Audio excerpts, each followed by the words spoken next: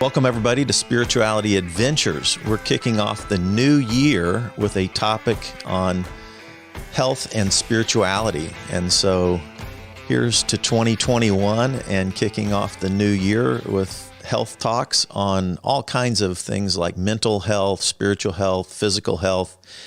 And we'll be talking about health for adults and children. So I am excited to begin the New Year podcast with a friend of mine, Brandon Brickley.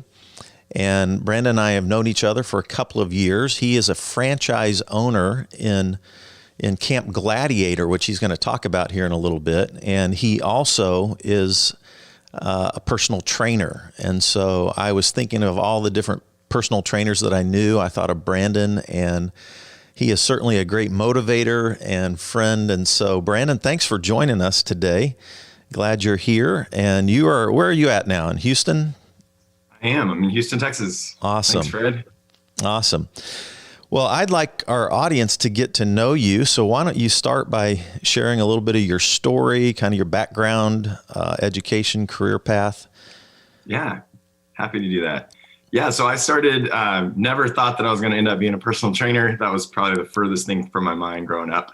And I had some kind of crazy, hard family stuff go on. And a big part of what's kind of allowed me to make it through and survive over the years has been physical fitness. So I was a swimmer all growing up, and ended up swimming at Texas A&M. Got done with that and became a follower of Jesus during that time period. And so I was planning on going and braving the world of consulting and hopefully starting some sort of computer consulting business, and basically totally changed my trajectory after that. So ended up going to Guatemala and did some volunteer mission work there for a couple of years. And physical fitness wasn't the focus, but I became a principal of a school there. And it really continued to, kindle that flame of being excited about helping people train their physical body as a means to an end to hopefully get them in more fit spiritual condition as well. And so I got to kind of pioneer a physical fitness element to the school that we were leading, and the school was for kids that were 3 or more years behind in their studies, and so they were definitely not they weren't coming in there with the deck stacked in their favor. And one of the things that I think made probably one of the biggest impacts was them feeling that confidence that comes from, training your physical body. So I did that for a couple of years, and then family pulled me back to Austin, Texas. And my sister had started this little company called Camp Gladiator. And her goal in it was to make fitness fun, for it to impact people's lives by reminding them what it's like as an adult to actually enjoy your workout, right? To get out and have fun and play outside. And so I went and participated as a camper, is what we call our clients. So I participated as a camper for a few months when I was coming back into Austin, and really loved it and just thought, this is great. I've actually got into the best shape of my life. Best shape of my life was not when I was doing collegiate athletics. It was doing 5 or 6 days a week of Camp Gladiator, and that's only 5 or 6 hours, which is a small fraction of what I'd done before. And so decided to become a trainer. So got my certified personal trainer certification there, and that was, I guess, 2010. So it's about 10 years ago, and I've been doing that ever since. So I've gotten to train everyone from, people that are trying to lose 150, 200 pounds, people that are in their 70s and 80s, all the way to people who are in phenomenal shape. Gotten the pleasure of training some of our special forces, elite military operators, as well as collegiate and professional athletes. So wide range there. Yeah, that's amazing. The education piece, like you were a principal of a high school, was that something that you and obviously now part of what you do is not just training but educating. Has that been something that you have had a passion for? Yeah, I think the idea of education in the sense of instilling knowledge or wisdom, I love that concept of getting to pass that on, right? Learning something new and then getting to pass that on. Mm-hmm. So I enjoy that. I don't know that I would ever again want to be in like education per se, in like the field of education. But I do enjoy that process of learning. And then I feel like learning is it doesn't have all that much value if it stops at you. So if you're able to pass that information on, that's exciting to me. That's excellent. Yeah. Give away what you receive kind of idea. Great. Well, I think a lot of our listeners would probably remember the TV series. What was it called? American Gladiators. American Gladiators. Yeah. And isn't that kind of tied into the Camp Gladiator story in some way? It is. Yeah. So I guess this was 2008. And in 2008, I was working for Deloitte Consulting. So I came straight out of school and did about a year at Deloitte Consulting.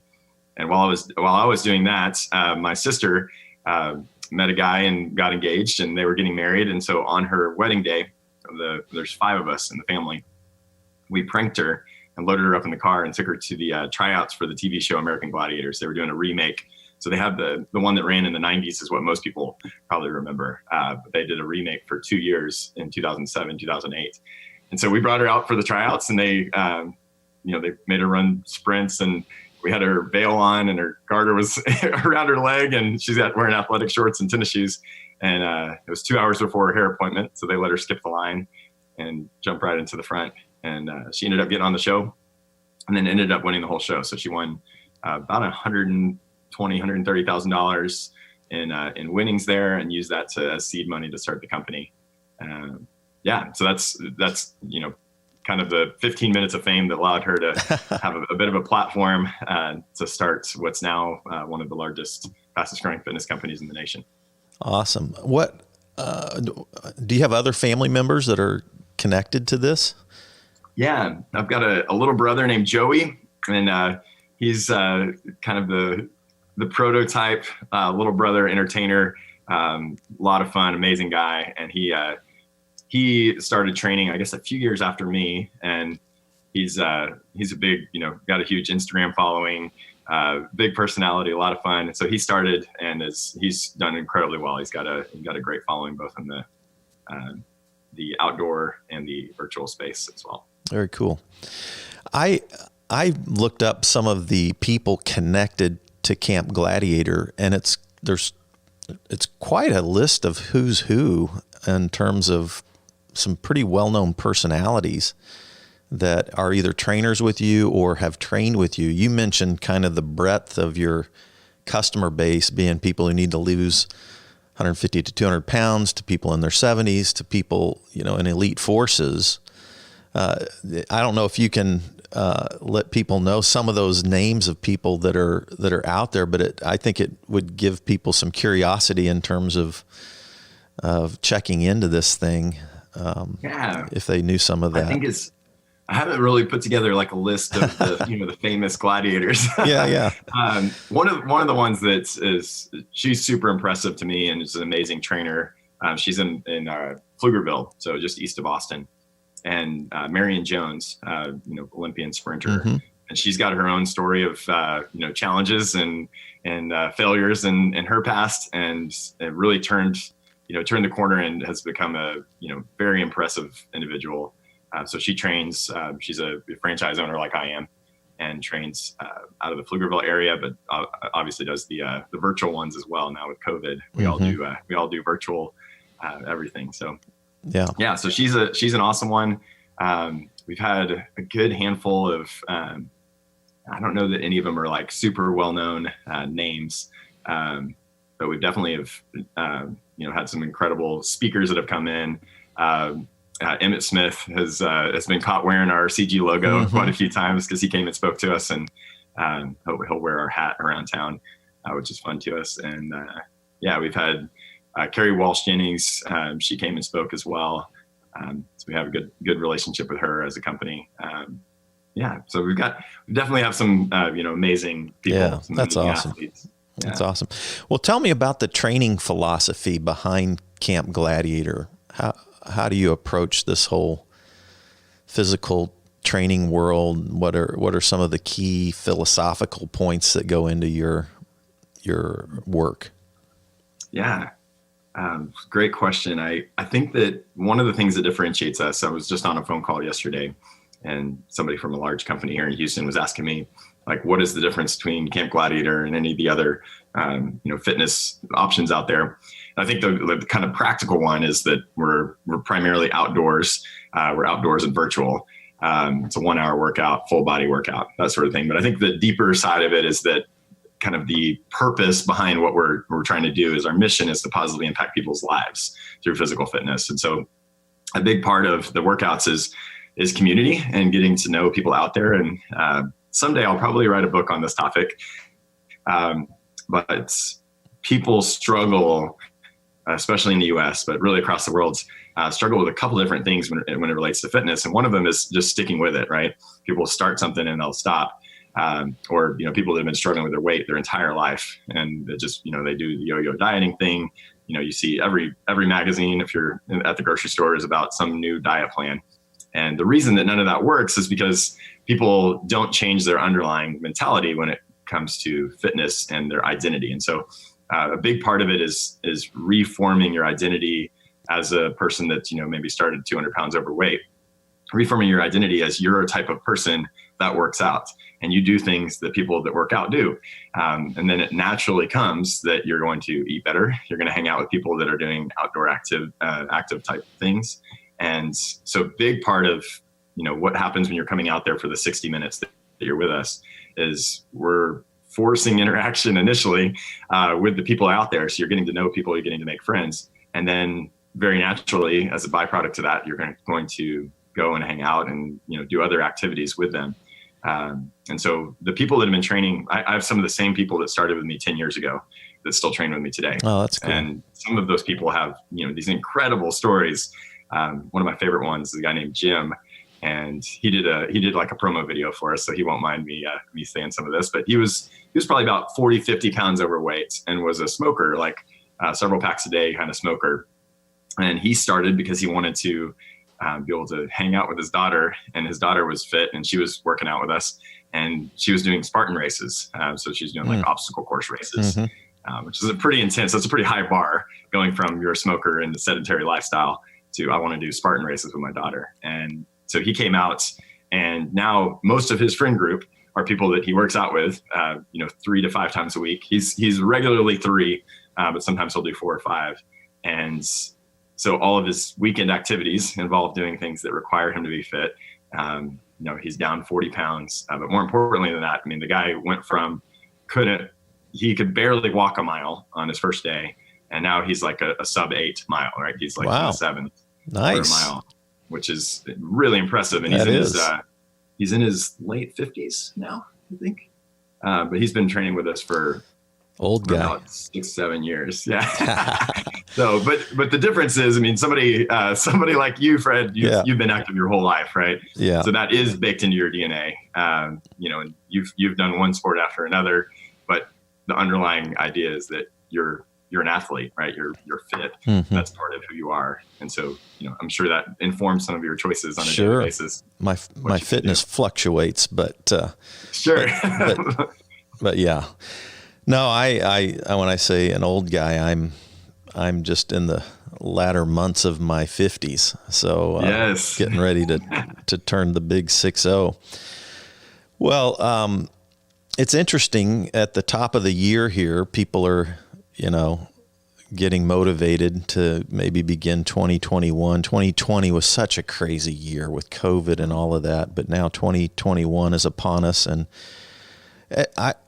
some people get tired of trying to re-up a new commitment because they've failed so many times before. But I think it's a great time to get started, try to set some new patterns in the new year. And I'm also curious about the outdoors. So like in Kansas City, obviously we are in the winter time, very challenging to work out outside in January and February. The days are still short, and some of those days can be super cold. I like the outdoors. Here's the crazy thing. So, I'm a cyclist, right? And I do not own a trainer. I will not ride a trainer inside. I don't do spin cycling. I go out and ride mountain bike even when it's 5 degrees here in Kansas City on frozen trails, because I want to be outside. Like I don't know what it is about outdoors for me, but it's such a huge part of the energy that I get from nature. whether it's a hike or cycling. I was a runner before I was a cyclist and blew my knee out snow skiing. So what is it about the outdoors that you like, and why is that a part, and how does that fit into, this Midwest cold virtual reality world that we're going to be in terms of training and stuff? Yes. Yeah, that's a great question. And I think that so much of our American life, we spend trying to make our life more comfortable, and people spend, great deal of effort and money trying to make life easier and more comfortable. And, think about when somebody signs up for a gym, oftentimes they're doing the tour of the gym and they're looking at, what kind of facilities they have, right? How nice is the locker room?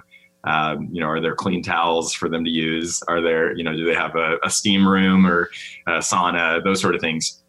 And so all of that is really focused on the wrong thing, in my opinion, if you actually want to get in shape. So you're focused on how can I make myself comfortable while I'm working out. And I think the beauty of working out outdoors in the elements is that you pull that Band-Aid off real quick, right? You go out there, you've got to get geared up mentally, that working out's not going to start out comfortable. It's going to be rewarding. It's going to be worth it, but it shouldn't be comfortable. And if you're comfortable, you're probably not doing it right. So I think that's, awesome. I will tell you that I do have a trainer, and I do triathlons, and I hate riding on the trainer. It's the worst. It's so boring. It feels like it robs all the joy out of the workout experience. And so I struggle to ride consistently in the winter months, because it is really cold, and you do have to have the right gear. If you don't have the right gear, you can, if it's 5 degrees outside and you're not dressed warm enough, you're gonna have some problems. Mm-hmm. But yeah, there's been quite a few psychological studies on people who spend even just like 5-10 minutes outdoors every day. Mm-hmm. And it really adds to your mental health, right? It helps you stay sane, stay healthy. Mm-hmm. So you might as well work out outside, right? Like if you've only got so many hours in a day, why would you go from an indoor office to an indoor workout? I think you're onto something there. Mm-hmm. with the riding outside. I can run outside in any weather, but the riding, that's extra chilly. It is. Yeah, I sometimes I can't run anymore because of my bad knee, but the simplicity of running in all types of weather, I miss that, because cycling, I still do it, except when it's like, if it's like 35 and raining, I don't usually ride. And if it's like frozen ice, I actually ride in the snow, but like frozen ice, you just can't keep your bike upright. Like it's just like riding on an ice rink, and it doesn't work very well. But anyway, other than that, I'm out there. So, and I love the outdoors. I've always challenged, I think our world needs to be outdoors. I'm kind of an advocate for nature and doing things outdoors. I think people need to get off their screens and out in nature. I think there's something about it that is healthy and spiritual. Well, cool. What do you do with, I know people who don't like to exercise. They know they need to. They know it's important. It's like any other bad habit that people have developed. They know they need to quit this. They know they need to quit that. And then I've talked to people, I've lost hundreds of pounds, and they're talking about the total that they've lost over the last 10 years through all of the different ways they've tried to lose it. And I have friends and family members that would be in that category that really struggle with finding something that they love, that's healthy, that's good for them, that's exercise oriented, as well as, eating patterns and stuff. How do you reach out to that group out there? Yeah, I think this is going to sound funny, but lower your expectations. I think that's step one. And I think people go in thinking that their first workout has to be a killer. And I'm just as bad about this as anybody. But if you've taken some time off and then you go back to do whatever it was you were doing before, lower your expectations. You know that on that first day, it's going to be hard. And your win is doing it, right? Your win is showing up. And so when people show up for their first workout with CG, I'll tell them, very likely you're only going to do 50% of the workout today. You're going to step off to the side, grab a sip of water. You're going to be kind to yourself as you're doing that first workout, especially Because what stops people is that they start with these high expectations of, I got to get 5 days a week. I've got to, I'm going to do the full hour. I'm going to be crushing it the whole time. Back in the day, I used to be able to do whatever it is. And that'll stop you, right? That'll stop you from doing it. And then on day 1 and 2 and 3, I always say your goal is just come back tomorrow. Like if you can come back tomorrow, that's a win. And so do whatever you need to today to come back tomorrow. And I found this to be true just in life in general. That if you wake up in the morning and you set the bar so high that, everything has to go right in order for you to accomplish what you would consider success for that day. This is a big problem for me just with mental health as well, is that if I set that bar so high that I have to exceed all my previous, things that I've done, right? Today has to be a record breaking day.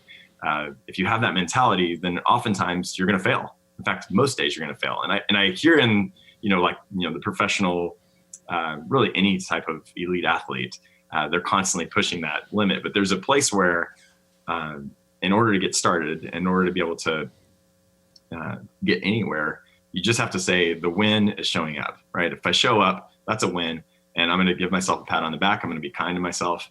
And then my goal while I'm doing the workout is going to be to set myself up for success tomorrow. And if you start that pattern, then eventually you'll get to the place where you're like, okay, I naturally want to push myself a little bit more. It's way easier to push yourself after you've got a month under your belt of working out on a regular basis. But if during the first week, you say, I've got to push myself every time, you're probably going to end up injured or just, you'll feel like you were failing because you just felt gross and you weren't able to do what your high school self was able to do. And I'm sure you've experienced this. I think most people would probably look at you and be like, oh, well, Fred's, he's an incredible elite athlete. Every time he goes out, he's just killing it. But you've had times where you're not in your best shape. Right. You got to just show up. Exactly.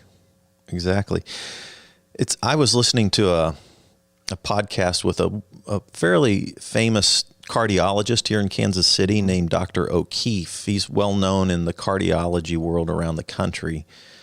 And he was talking about, even just a 15-minute walk actually has incredible cardio benefits, like better than most any medication that he could prescribe for you, like a 15-minute walk.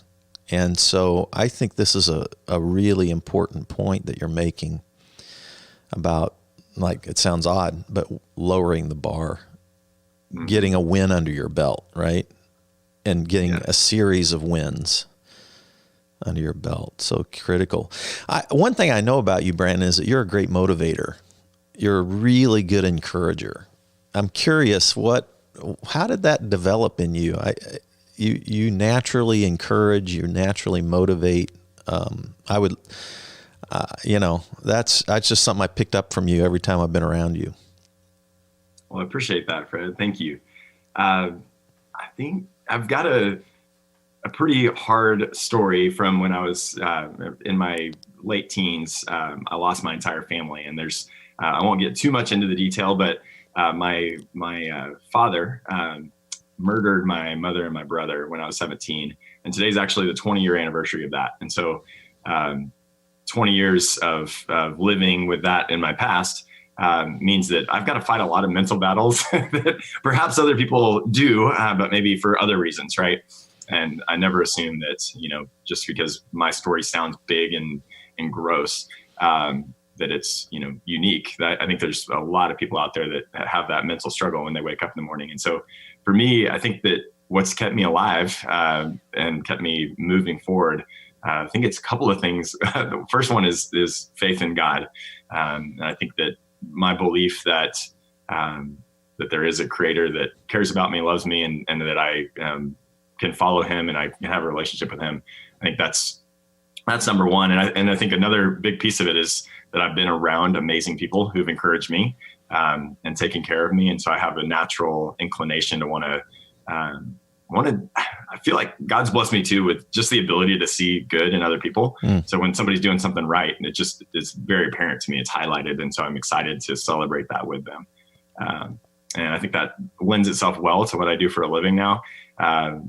I've thought multiple times, as we all do, probably as we get older, we're like, am I doing exactly what I should be doing? Right. is this the career path for me? And what keeps bringing me back to it is I feel like God built me to encourage people. And so if that's the way I'm built, then if I can be in a career where that's part of the job is to motivate, encourage, inspire, then I'm probably in a good place. I love that. Yeah. Thanks for sharing that. Yeah. So you have that empathy for people wherever they're at. And then that sense of pulling out the best in them, seeing the best in them. That's a great attribute for all of us, especially for the work that you do. I'm curious. So you brought up, that whole idea of how God has made you and wired you. And I'd like to, I think even though we're talking about physical health, I definitely think there's a spiritual component to it. And maybe you could expound on that just a little bit more, as you've worked with a lot of people. You've worked with hundreds of people over the many, many years that you've been doing this. Thousands, really. Thousands, at any one point, I've had a couple of hundred clients. Yeah. So like you've probably seen the spiritual component at work, even though you're focusing on the physical. Can you expound on that a little bit? Yeah. So I'll start with where I see it in my own athletic endeavors. And I've joked about this, that my unique ability in athletics is I'm not necessarily stronger or faster, more coordinated than other people, but I can suffer with the best of them. Yeah. So I'm good at sports that require endurance of pain and suffering. And I think that may come somewhat from my background, and I think God may have just built me that way a bit as well. But one of the things that, I say that in jest, but I also think that there's something to when you get to the end of yourself and you've pushed yourself as hard as your physical body can handle, and you're mentally wanting to quit, you're wanting to give up. That there's a beautiful simplicity in talking to God at that moment. And so it kind of wipes out all the distractions. And I think a lot of times people will talk about getting there, through sickness or divorce or other hard things in their life that kind of just level you. But on a day-to-day basis, I also find that if I'm able to push myself hard, physical endeavor, and get to that place where I don't have, where I'm wanting to quit, I'm wanting to stop. And that conversation with God is a really unique and powerful one for me. So that's how I experience it in some ways. The way I've seen it play out for other people is that when they come out, that everyone, and this is, it's probably even more prevalent in people that used to be athletes, right? If you were an athlete and then you gave it up for a long time, your expectations are really high for yourself because you think I should be able to do what I did back in the day. And so maybe maybe you have an injury, maybe you just have many years off, but coming out and deciding that you're going to take care of the body that God gave you, and that you're going to humble yourself. That's maybe the hardest part of the whole thing, is humble yourself to be like, man, I'm probably going to feel awkward. It's probably going to be, it's probably going to feel uncomfortable. And I'm going to probably feel like other people are looking at me and thinking, man, that guy is really out of shape, or that guy really looks like he let himself go, or whatever it is. Or they're going to have some sort of high expectations. What would be a challenge for me, or probably for you, Fred, would be on that first day thinking, I used to be, elite. And today I might not feel elite. I may feel like I'm less than that. And other people are going to expect me to deliver at that high level, which I've found that that's almost entirely false, because no one out there is looking at judging the other people out there. I would say that's pretty much without exception. So there's something I think in our spiritual walk as well, the ability to, with humility, say that this is not about me. This is about the other people out there. This is about me just doing the right thing and honoring God with my time, with my effort, my energy. And I think if you can show up with the attitude that I'm doing this to take care of the body God gave me, and I'm going to be grateful for it, that's a big deal. Right. And then I'll tell people right in the middle of the hardest part, where we're in the doing the hardest exercise and everybody's suffering, I'll say, all right, get out of your own head. I want you to focus on that person across from you. See how you can give them a great workout today. Stop focusing on yourself. And almost everybody gets selfish at those moments of pain. So yeah, I find, and I'm sure people listening I don't know what the percentage is, maybe half the population, I don't know. But if I'm not working out, I start taking a dive mentally and spiritually if I'm not working out. The physical workout that I do mostly on the bicycle has a direct impact on my mental health and my spiritual health.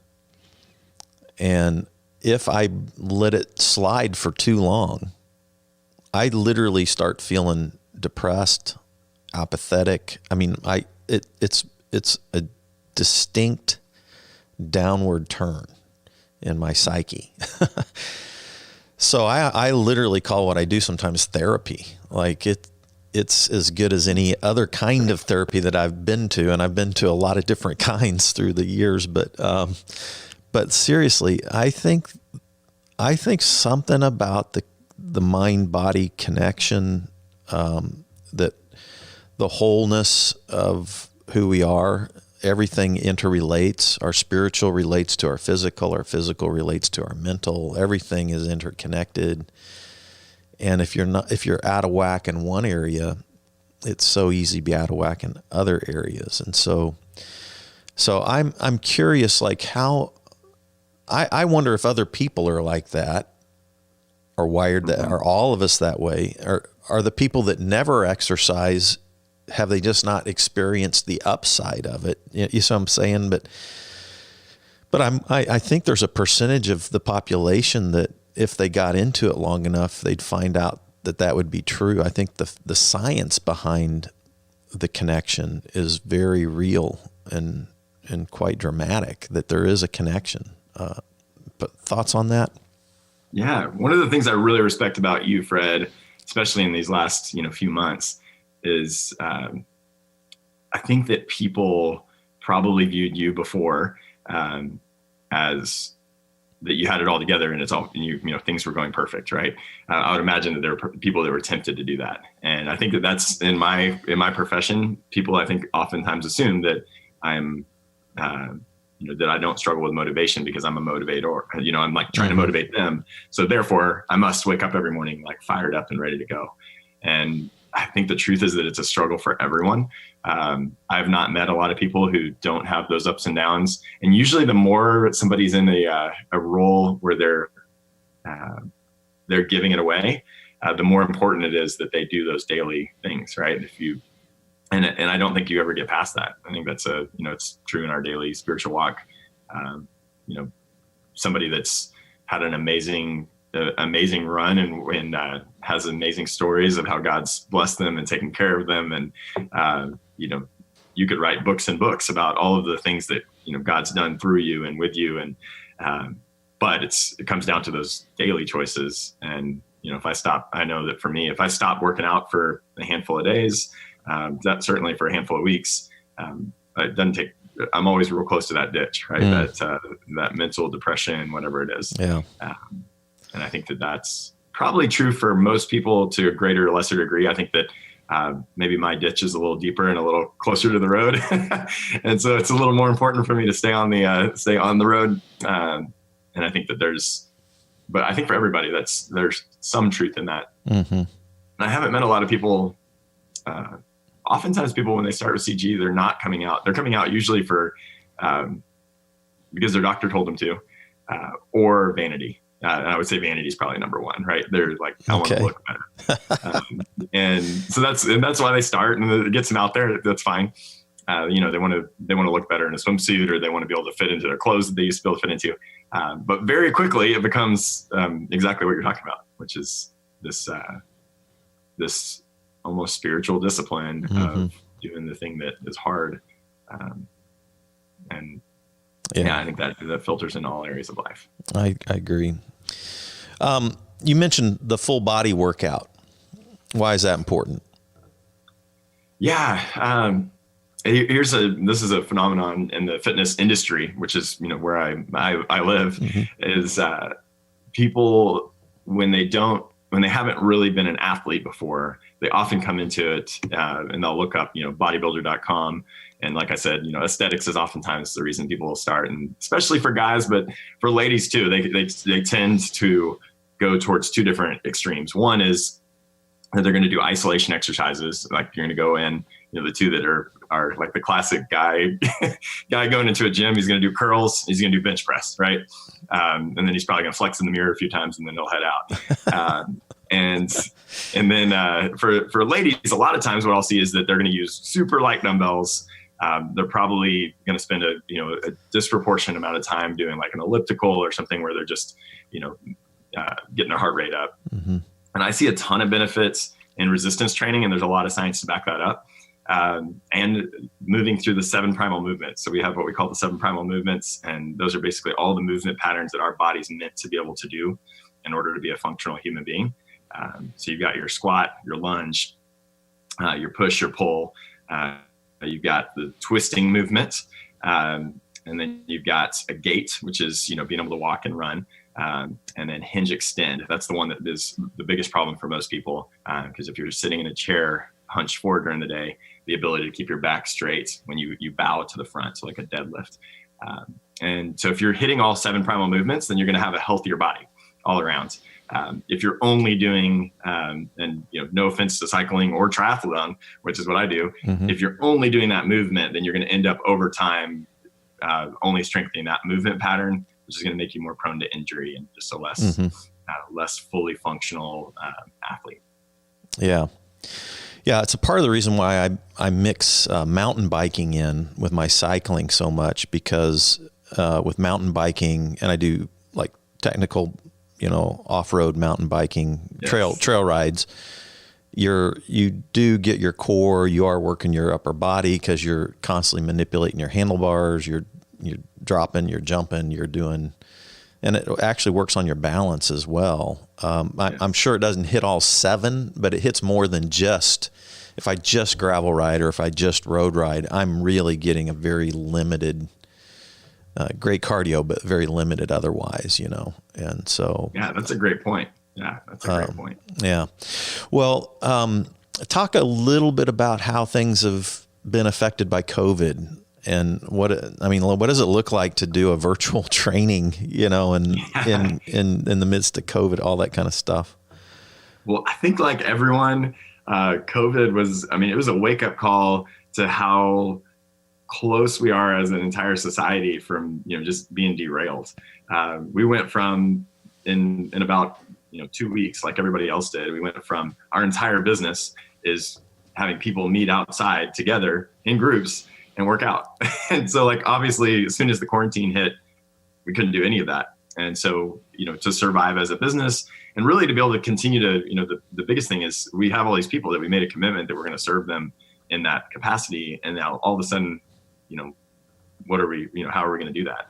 And so we created, I have to give credit to our leadership. Jeff Davidson is my brother-in-law, and he's the CEO of the company with my sister, Allie. And, so the two of them, working together with our headquarters team, put together, we basically went completely virtual. In about 2 or 3 days, we were completely Facebook Live. And then about a week and a half, we were completely on Zoom. And the benefit of Zoom over Facebook Live is Facebook Live, you can do a chat, you can chat with somebody, but I can't see my people that I'm training. Right. And so who knows what they're doing over there. They could be doing the exercises completely wrong, and I'm not going to be able to fix it. Whereas Zoom, I actually have it's much more like having a personal trainer in the room with you. And as long as they set up their camera so I can see them, I'm able to correct form. I'm able to encourage. I'm able to push them. So those people that, I can tell that they're working at 70 or 80% of what they're capable of, I'm able to get that a little bit out of them. And it's been really neat. One of the things that is always sad in life when you have friends that come and go. And so they live in another town and you never see them anymore. And I had a lot of people who over 10 years trained with me and then they left, right? They went somewhere else and we didn't have Camp Gladiator there, right? We have a pretty good following, like in the Boston area, from a couple of campers that lived there, a couple of previous campers, and then they invited their friends and we ended up with like a crew. So we have these little pockets around the nation of people do virtual workouts, and many of them will bring people over and they'll all work out in their driveway together. So on some of the screens, I'm not just seeing one person, I'm seeing like a little crew of community, and we're outdoors and you're social distancing and all those kind of things. Yeah. Exactly right. Yeah. Yeah. What like So are some people, instead of going outdoors when getting on, with the Zoom stuff, are they doing it indoors with the Zoom, or how is that just a variety? Is it mixed and how many people are in a typical Zoom virtual workout with you? Yeah, it's a total huge variance. So I'll have classes sometimes, my late morning, I do kind of off times, right? Your primary times are before work and after work. So my virtual camps, I'm doing late mornings, and then I have a 5:15 p.m. So I see lots of different people that usually have to have a pretty flexible work schedule to do my workouts.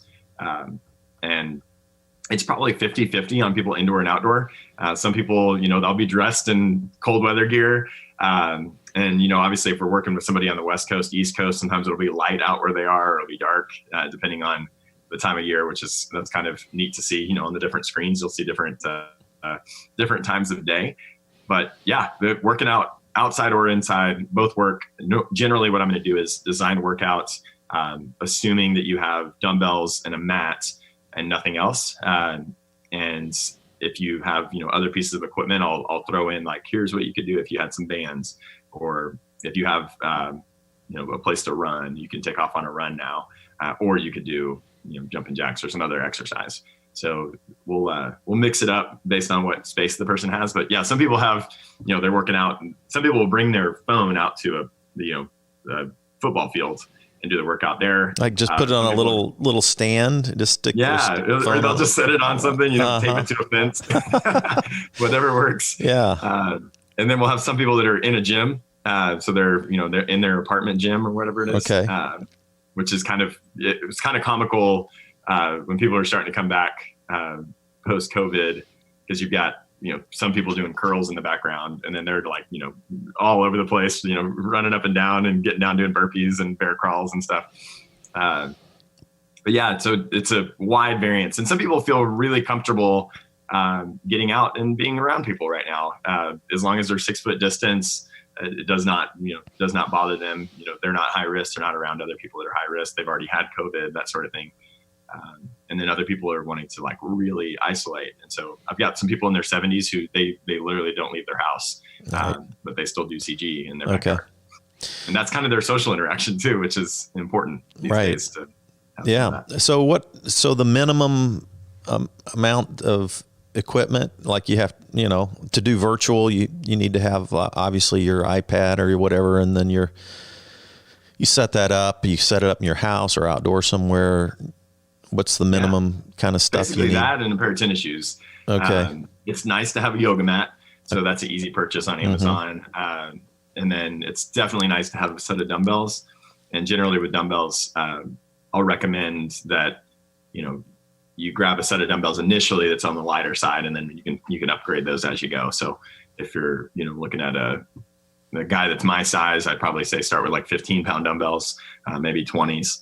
And for some of our ladies, they're starting with 5s and then working our way up from there, because you want to get the movements down before you add too much weight. But it's really not necessary. You can do a full workout with no dumbbells. The only movement that's a little bit hard is the pull. Pulling movement's a little bit challenging, but we'll also I'll sometimes get people to grab stuff from inside their house. So, a cooking pot, you can do a lot of exercises with a cooking pot because it just gives you a little bit of elevation change. You can step up onto it. So we'll get creative. If you don't have a band, a lot of times you can do some stuff with like a beach towel. That'll work. So I try to pick, if we're going to do anything that requires like a piece of equipment, I try to have a modification for something that you might just have laying around the house. Okay. Well, you brought up this idea of, offering people free workout for a period of time, and even me and you together, or I show up with you on a Zoom meeting and people can join us. And so maybe there's some people out there listening that feel a bit motivated right now after listening, and they would like some community and they'd like some coaching. And so talk about that a little bit. What does that look like if we offer some free sessions for people? One of the things I'm really excited about having this conversation is that I really respect and like you, Fred, and I want you to come see what I do. So so I think we're planning on doing a workout where you come to one that I'm leading. Okay. And then I think we do another one where you and I go participate in another trainer's workout, like where I'm doing the workout side by side, not literally, but virtually. And yeah, I think that'll be a ton of fun, and people can come and jump in there with us. And I wanted to offer any of your listeners in January, so they can come do the workouts with us. But we've got a 4-week camp that starts in January, and anybody that's on here is welcome to do that completely for free. And we'll have I can get you the details on how they can sign up. But do an entire month of Camp Gladiator, any of our virtual locations. We have 1,000 trainers running about 3,000 different time trainer combinations. Okay. So there's one basically starting every 10 minutes all day long. Oh, day. Wow. All right. So just give us a little bit of on-air, like how do people connect this? So first of all, this will be airing on Wednesday, January 6th. And then we're going to do I'm going to work out with you on Monday. Yes. January 11th. So people can join us with that. Is that correct? Yeah. So we'll get the details on how to sign that up. I guess we can throw that in we can post it in the notes. Shot or something. Yeah. And I can post it on post it on my Facebook and Instagram and Twitter and all that. Yeah, I think full body workouts, all ability levels, kind of anyone wherever they're at. It'll be you could call it a intro workout, but I'm going to design it so it's still going to be a challenge for even somebody that's in great shape like you, and somebody that hasn't worked out in years. I had a guy who came out and he's become one of our avid guys. He was 69 years old when he started his first day. Couldn't do a squat, couldn't do a lunge, couldn't do a push-up. And he had his last time he worked out was when he was in his 20s and he was in the Army. And he hadn't done anything workout wise until 69 years old. And he survived. He made it through. Now he's able to do push-up, squat, lunge. He even can do some pull-ups, which is pretty awesome in your 70s to be able to do pull-ups for the first time since you were 20. So yeah, anybody that's listening, this is totally doable from wherever you're at. Okay. And where do they go to as far as the virtual? Will you have like a website that they go to with some type of a password or something like that, some type of a code? Yeah, so it'll be a sign up, and I'll have a way for them to sign up for free. It'll be campgladiator.com. That's our website. So you can look around on there, and then you'll log in and sign up, and you'll be like a full-fledged member for that month, where you can click on any trainer that's running. And we'll provide a code for that. Keeps wanting to say location at a time. Yeah. So there'll be a code for them to sign up, and then they'll have access to the internal portal where you'll click on, I want to do Brandon's workout at 5:15 p.m. At 5:05 p.m., 10 minutes before the workout starts, that link goes live and you can click on it and it'll bring you into the Zoom room with me. Right. So any trainer, so you basically can get on there at any time of day. It's kind of fun. So if you're like craving social interaction, or you're like, I need to work out, but I also just want to see some other people's faces because I'm in quarantine. That's pretty nice as well. Cool. Awesome. Well, this has been fun. Thank you for doing this, Brandon. I really appreciate you taking the time to share and talk with our audience. Hopefully people are getting some thoughts about working out, setting some new goals for the new year, and working on their physical health along with how that will accompany, I think, mental and spiritual health as well. Absolutely, Fred. Yeah, I just want to tell you thank you for, I think there's a lot of people out there, myself included, who just need to hear that it's okay to be, it's okay to be broken, to walk with a limp, to have your own story of, redemption. And I think that's, that definitely applies to my life 100%. And the ability to get back up and say, I'm not down for the count. I'm going to get back up and I'm going to move forward, and maybe with some new insight. So I've appreciated getting to follow you on what you're doing, and I love this. Honored to be on the podcast. Thank you for doing it. Kicking off the new year, 2021. So thanks everybody for tuning in to Spirituality Adventures, and we will keep you up to date on how to get connected with Brandon as well as Camp Gladiator. So thanks for tuning in, and blessings to all of you. Harvey Media Production.